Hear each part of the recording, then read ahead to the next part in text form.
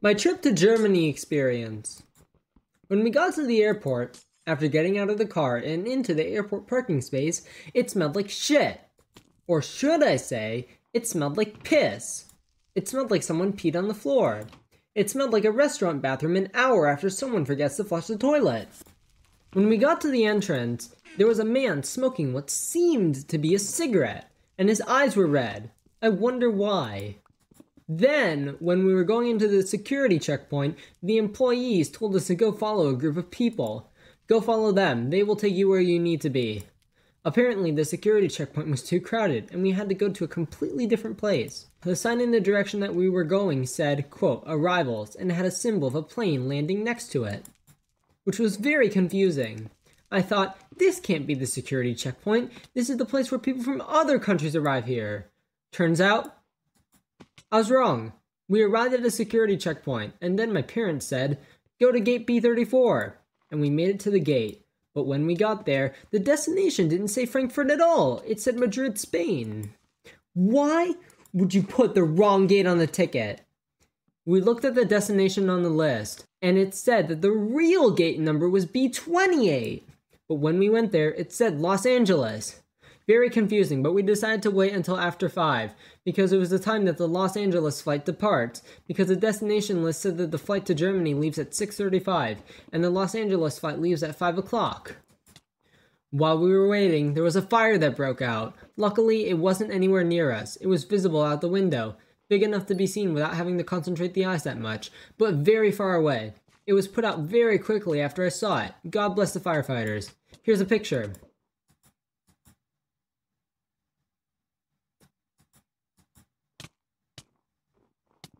Then we quickly later discovered that the actual gate number, the super real, totally legitimate, actually real gate, totally different than the last 2 times, was B37. We went a full circle to get to the gate. Me and my entire family then had to pull an all-nighter that night. The flight was 8 hours long. When we got there, it was really foggy. I noticed that there was a smoking lounge inside the airport, which I have never seen before in my life or even heard of at an airport. As we were on our way to picking up the car rental, we were told to take the bus to a completely different terminal, even though there was already a sign at the current terminal that said, quote, "Car rental pickups." We went all the way there. I noticed that outside, there were cigarette butts scattered everywhere. And then I saw that people were smoking everywhere. It was worse than Las Vegas. But we couldn't find the right car. So then we talked to the staff, and they helped us. We eventually found the car. As we were driving down the highway, I noticed that some of the signs were different. The sharp turning sign was red and white instead of yellow and black in Germany. We drove and drove until we went to a garage parking space to take a rest walk. We went to a church, which was the only church in the town to survive the World War II bombings, apparently only suffering minor damages, while everything else around it crumbled. We also went to a statue of a woman holding a sword and pointing to her right, forward. We then went home and took a rest. Then we went to meet my dad's cousin, who had a wife who liked playing Legend of Zelda, and was aware that there was a sequel coming up. My dad's cousin and her wife and us really enjoyed our time together at the restaurant. We then went home and went to sleep. The next day we went to go sightseeing. We stopped at a parking space. I saw a cigarette vending machine. Wow, the people here are masochists! We walked to a fountain and took selfies. We then walked to a restaurant while my dad waited in line to get tickets to get on the cable lift. When we found a restaurant, my mom told me to go and tell Dad about it. On the way there, I saw 2 birds chirping loudly at each other, and one of them was attacking the other with its beak and pulling at the other bird's cheek and face. They kept chirping really loudly at each other. Eventually, one of them flew away. The other bird was chirping loudly as the one it was fighting flew away.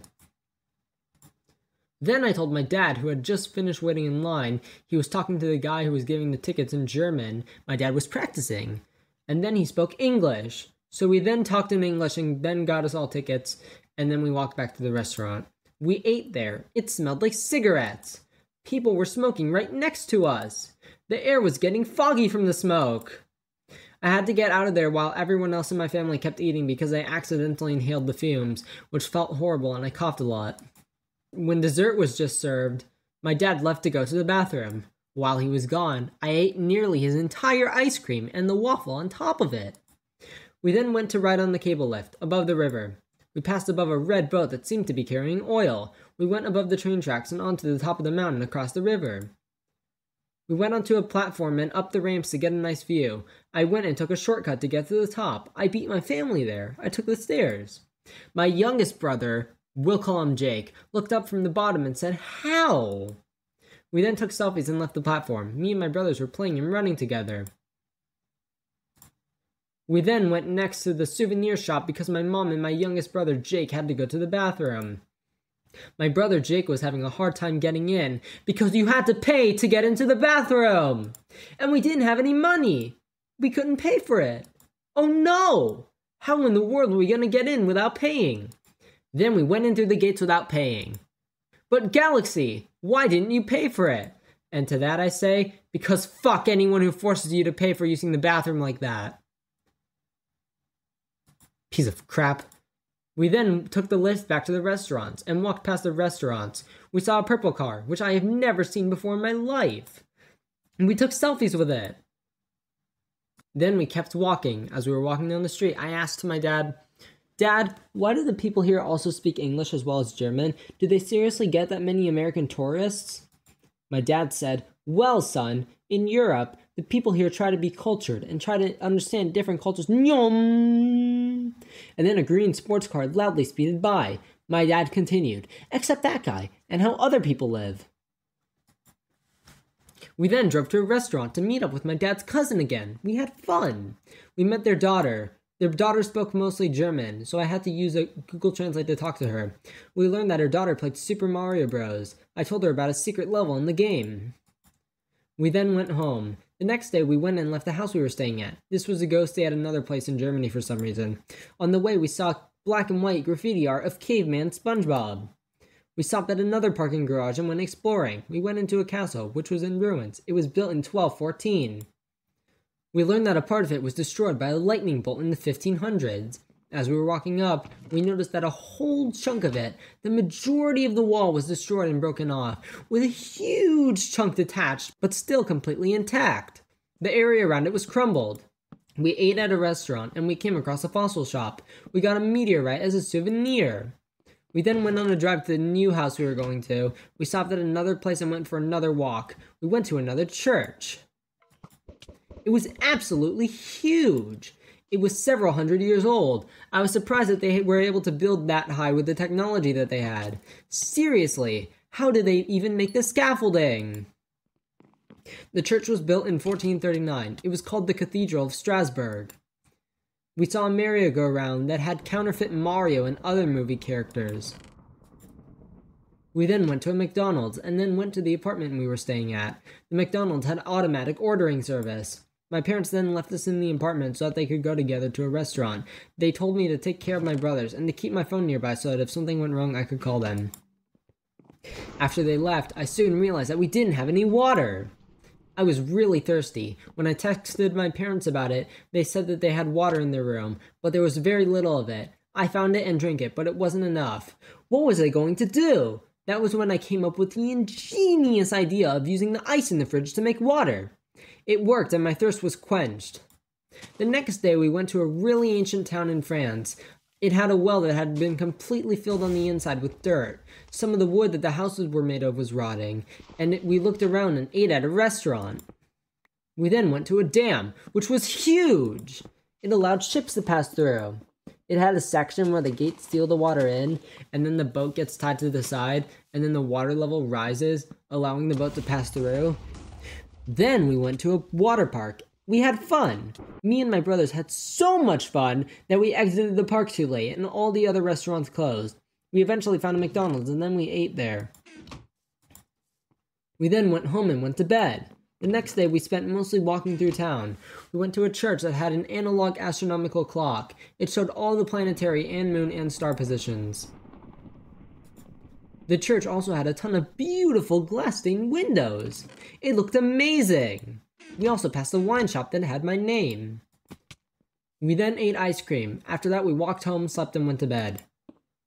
The next day, we left the apartment to go stay at another place. We then went to a car Porsche museum. We saw a bunch of old cars, even an army jeep that could float on the water. All I can imagine now is just someone taking the keys to one of the cars and just joyriding through the museum and causing damage to everything he sees, LMAO. As we were looking at the cars, there was one called the Porsche 917/30 Spider.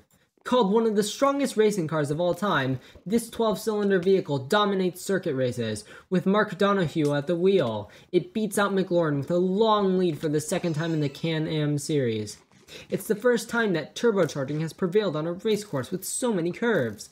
Fed up with the dominance of the Porsche, the Americans changed the racing regulations, which resulted in the exclusion of the 917.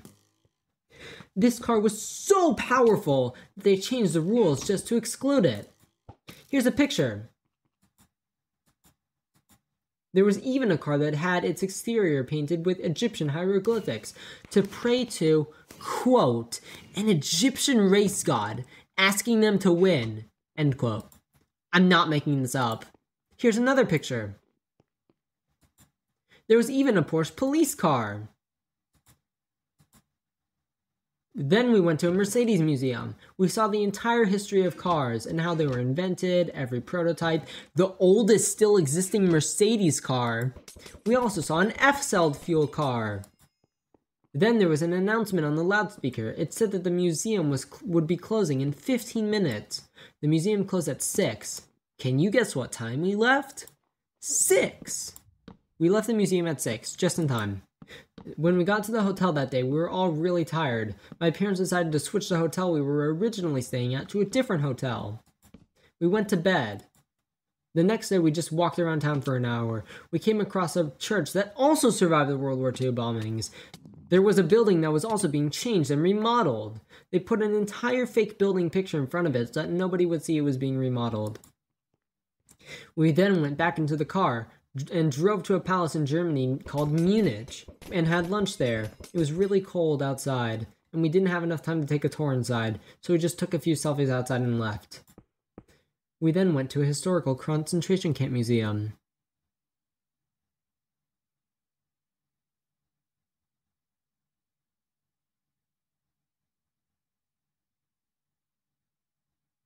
Then we went through and drove directly to the next hotel, which was located in a place called Nuremberg.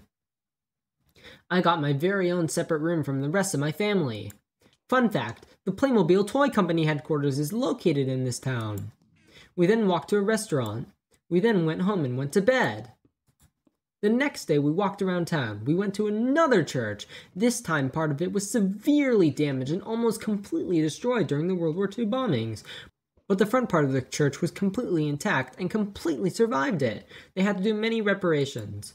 We then went to a castle that at the time was the biggest fortification in Germany. It was built during the Middle Ages. I learned that the place had many different kings who were loyal to each other and worked together, but they broke apart by the time Napoleon came around. We then walked to a KFC restaurant. Yes, they have KFCs in Germany apparently. On the way there, we saw another cigarette vending machine, and we saw a car with an advertisement on the side, advertising trampoline manufacturing services. We then went to another KFC, and then ate, and then went home. Me and my brothers went to the pool on the top floor. We then went back to our rooms and went to bed. The next day, we drove to the place where Hitler gave his speeches and did his rallies. We then went to the place where the Nuremberg trials took place. We then drove to a KFC again, and then drove to a town called Bamberg, where we saw another cigarette vending machine. We walked and went to a restaurant. We had ice cream. We walked around town, and we went onto a bridge where we took pictures. There, I saw a cat hunting some ducks. It started following me and my family and meowing at us a lot. On our way back to the car, we saw another cigarette vending machine. We went home, had another KFC for dinner, and then went to bed. The next day, we drove back to Frankfurt. On the way there, I saw a train carrying a bunch of car vehicles. We stopped at Wickersheim Castle, which was owned by a big family. We went to a restaurant. We then stopped at Würzburg Palace. We then stopped at another restaurant and then left to continue our journey back to Frankfurt. On the way, we saw an upside-down house. And we saw a huge solar panel farm. We saw a huge sheep pen, obviously filled with a ton of sheep. We stopped at McDonald's for dinner, and we then went to a hotel. The hotel had black leather seats with pink lights and pictures of skulls and roses. There were people with tattoos smoking cigarettes. Whoever ran this place was very clearly an emo 10-year-old. The place was called Moxie Hotels. When I looked up Moxie in a dictionary, it said that Moxie means, quote, big balls, fearless, courageous, brave. He sure does have a lot of moxie, telling his boss to go fuck herself. Yeah, definitely an emo 10-year-old. We then went to bed. The next day we will be going to the airport to go home, as I am writing this. My mom packed my phone and my iPad in the middle of my bag, but also packed the rest of our electronics in the back pocket. The next day we woke up at 6 a.m. in the morning. When we went in the car and drove off to the airport, the parking ticket wasn't working, and it wouldn't let us get through the scanning machine to get out of the garage. My dad pressed a button and it opened the gate. We then drove off to the airport. We went through security. My ticket was having a hard time scanning. We later found out that my ticket printed twice, and my brother Jake's ticket wasn't printed.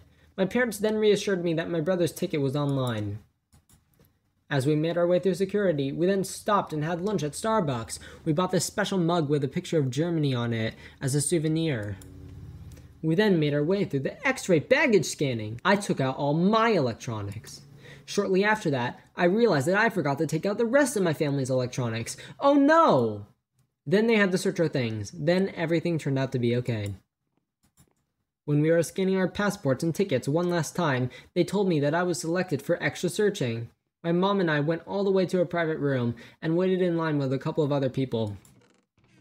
When it was our turn, one of the security members checked and rubbed my phone and my iPad and other electronics and things with a device that was to test and sample for explosives. We didn't have any explosives, so we should be fine, right? It tested positive. But then the security crew member told us that certain chemicals used in explosives are also used in certain lotions and creams, which explains why we tested positive. After the police came, they then searched through my stuff once again.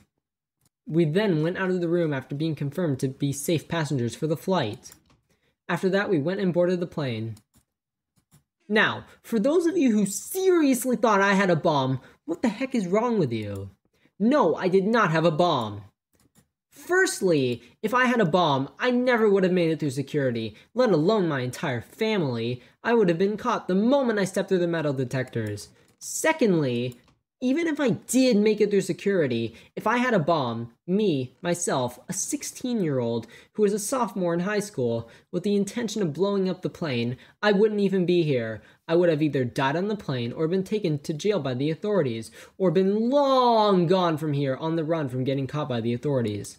Thirdly, how would I even get my hands on a bomb in a completely different country? I'm 16 and a sophomore in high school. Get your facts right. Anyways, as we were taking off, I got a cool video of the plane takeoff. I was right by the window, but by the time we were landing, I switched to a different seat, and I couldn't get a video of the plane touchdown landing. But luckily, my brother, who was in the same seat as I was in before, got a video for me. Thank you, Jake. So when we got through the border control, we were the first people in line. There were at least 50 people per row behind us, and we got through pretty quickly. When we got to the baggage claim, my dad went off to the bathroom, so I took it upon myself to get the baggage for my family. As I was waiting, there was so much luggage on the conveyor belt loop that the slide where the baggage gets onto the conveyor belt got clogged, making it so that no baggage could get through or move, clogging up even more baggage on the loop as well. So I had to take and pull someone else's bag out of the way so that the rest of it could get through. It worked, but then 5 seconds later it got clogged again. So then the staff had to stop the conveyor, and then they had to take off some of the luggage off the belt and onto the floor. Then they obviously started again. Shortly after, my family's bags came, and I pulled it out of the belt. After that, we went back to the garage. Surprise, surprise, it still smelled like piss, just slightly less. Following that, we then went to Chick-fil-A. Then we went home. So overall, my trip mostly deserves an A-.